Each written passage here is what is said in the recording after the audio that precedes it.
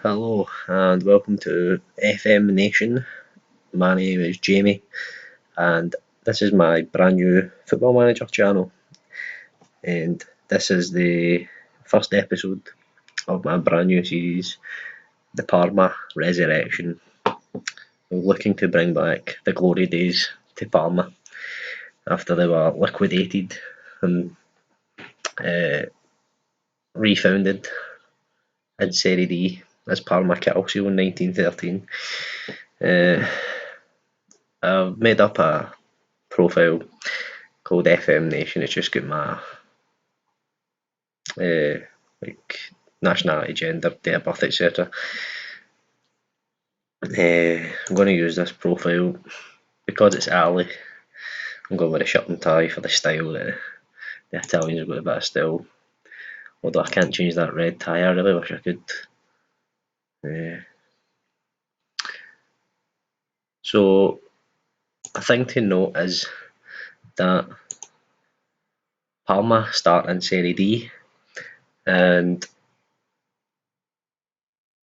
obviously Serie D is a non-playable league in Football Manager 16, so I've actually had to holiday forward this season. I just loaded up only the Italian league with a large database and holidayed a full season ahead in the hope that they would get promoted at the first attempt, and luckily they did. So the only thing to note here is that this will be starting, this series will be starting in the 2016-2017 season rather than the 2015-16 season.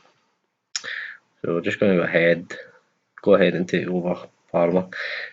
They've got impressive training facilities, which is pretty good. I'm happy with that. Okay finances. And a quick look at their history. No, we'll get that in a minute. We'll just take over them. I'm just going to use the suggested badge and the suggested experience. We'll just confirm that.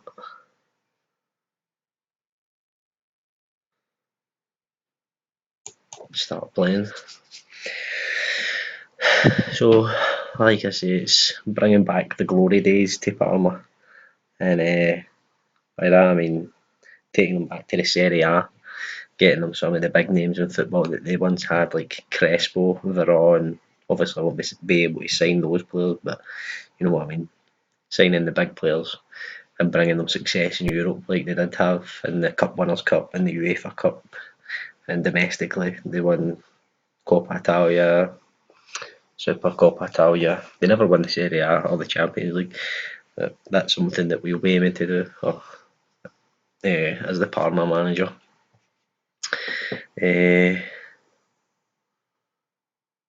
So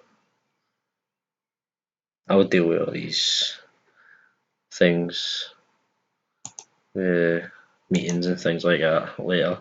But first, we'll have a look at the squad.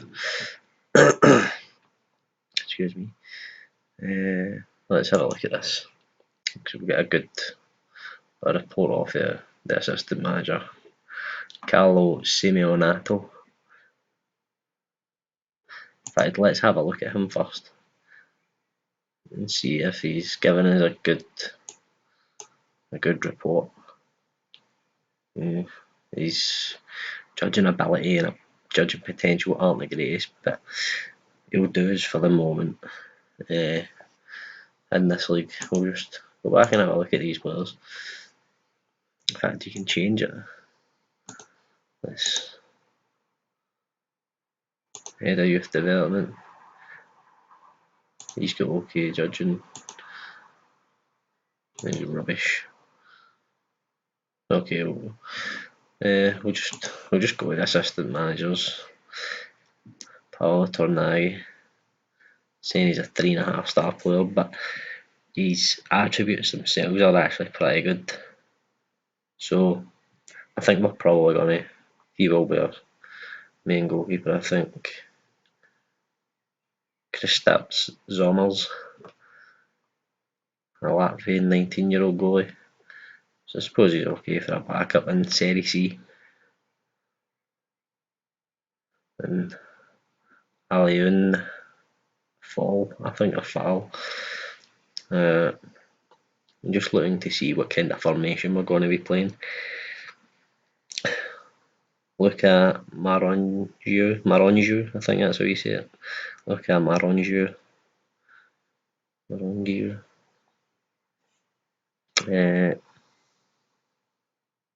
I suppose he's pretty good for Serie C.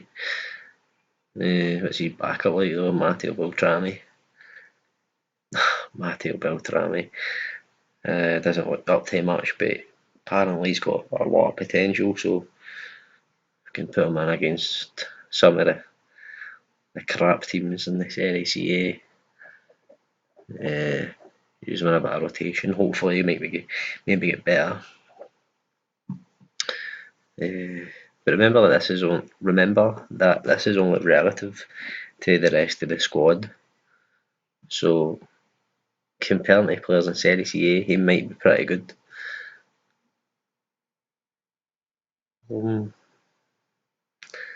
Saporetti, Jan Koliako, Giacomo Ricci, Michael Benassi, Dennis Tonucci. It's pretty decent players here. Stefano Salvi. Considering that it's Serie C, these players look as if they're alright, pretty good. Francesco Corapi, he looks pretty good. He's got good mental attributes there.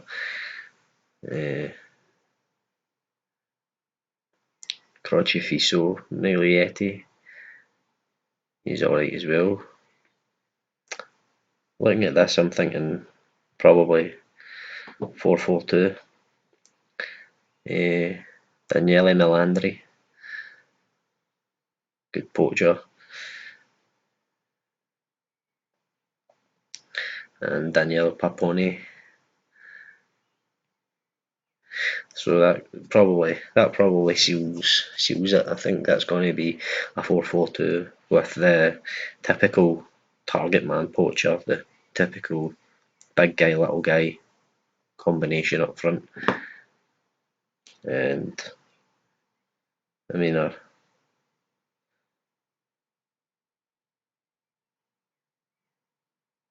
left and right mids, so okay, I suppose. Maybe be doing with strengthening the defence. Actually, the full-back area doesn't look the strongest at the moment. Could be looking at strengthening full-backs and maybe getting wide men with probably better abilities in the crossing department. But I don't want this. This is just a introductory video to the series, so I don't want it to drag on for too long. We're going to have a quick look what the media prediction is for this season. 5th. So it's actually pretty promising, because we're expecting us to be maybe mid-table or something like that, but 5th means that we're hopefully going to be pretty good compared to the rest of the league.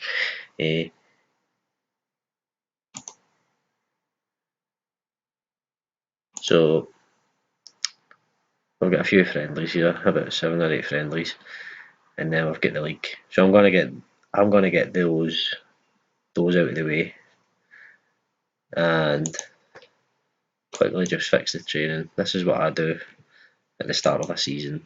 I take the match training right down. Well, not right down, but I take it to an alright level, and I have high fitness right up until like the week before the competitive games begin, and then I change it to tactical. I'll go with that at the moment. And I'm going to deal with all the pre-season logistics, and then we'll see you in episode 2 where we'll play the first 2 games of the season.